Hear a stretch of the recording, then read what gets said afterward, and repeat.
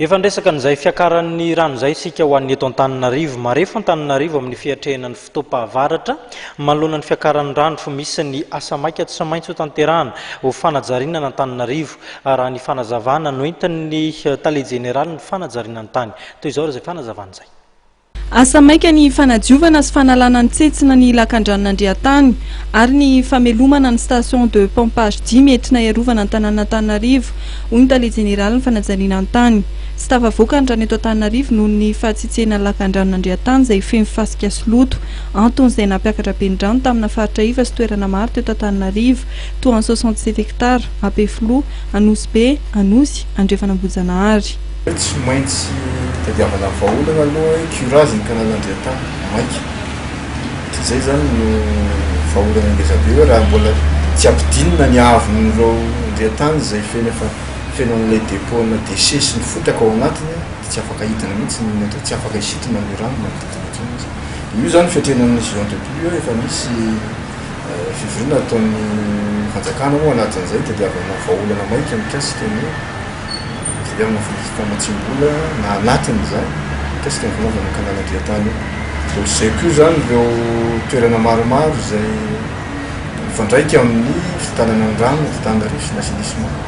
Ohatra ahoana ny ampihodina an'ireo station de pompage anankidimy izay misintona ny rano avy any amin'ny quartier makao amin'ny kanalan'Andriatany sy manary an'izany eny amin'ny tripo anatin'izay.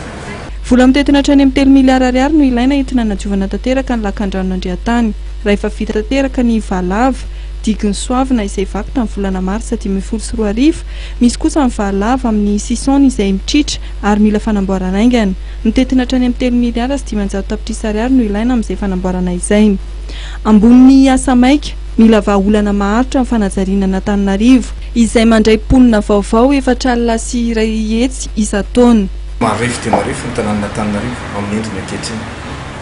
Dia izay tsy maintsy hijerevantsika hoe tsy mijery ny lavitra amin'izay tsika ato ato fa tsy tantana fotsiny amin'ny Antananarivo amin'ny endriny amin'izao. Sarantsika roa inona no azo atao amin'izao aloha fa inona tsy maintsy jerevana amin'ny azy.